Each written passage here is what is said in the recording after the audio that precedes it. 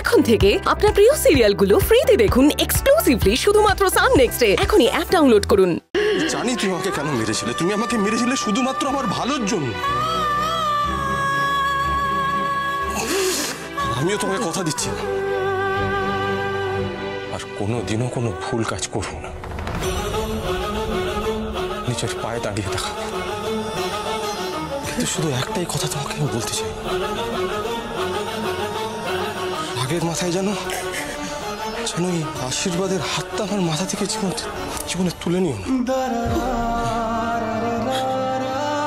দেখো মা, তোমার দীপু জীবনে কিছু না কিছু একটা করে দেখাবে। রোজগার করবো, চাকরি করবো, কিছু হয় তোমাকে দেখাবো। আমি বিশ্বাস করি তোকে, দীপু, আমি বিশ্বাস করি তোকে, আমি তোকে বিশ্বাস করি।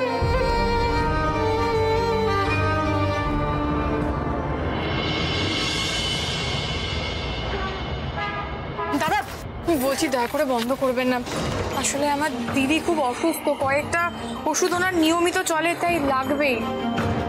ঠিক আছে, আসুন।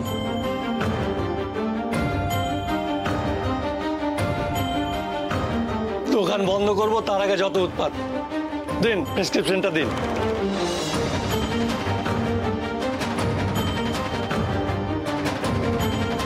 এর মধ্যে কোন ওষুধটা? মোটামুটি সবকটাই লাগবে। বলছি দাদা, এখানে কি খাতা চলে? মানে ধরুন আমি ওষুধ নিয়ে গেলাম, খাতায় লিখিয়ে রাখলাম, পরে এসে টাকা দিয়ে গেলাম আপনাকে। দোকান বন্ধের সময় ধার? এই আপনি যান, বেকার সময় নষ্ট করবেন না তো। আসলে আমার কাছে বেশি টাকা নেই, আপনি দুটো ওষুধ দিন না, অন্তত আজকে রাতটা চলে যাবে।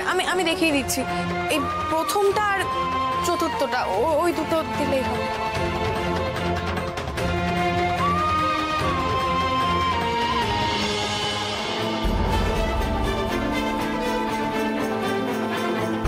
ছোটদাদাবাবু বলেছিল কোনো কাজের খবর থাকলে জানাতে।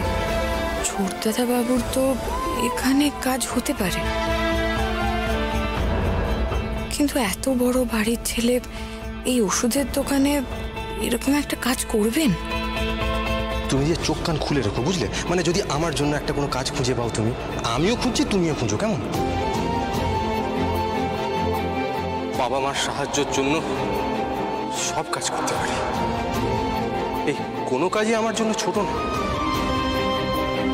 আমি জানি নিজের বাবা নিজের বসু পরিবারকে সাহায্য করার জন্য ছোটদাদাবাবু সব করতে পারেন।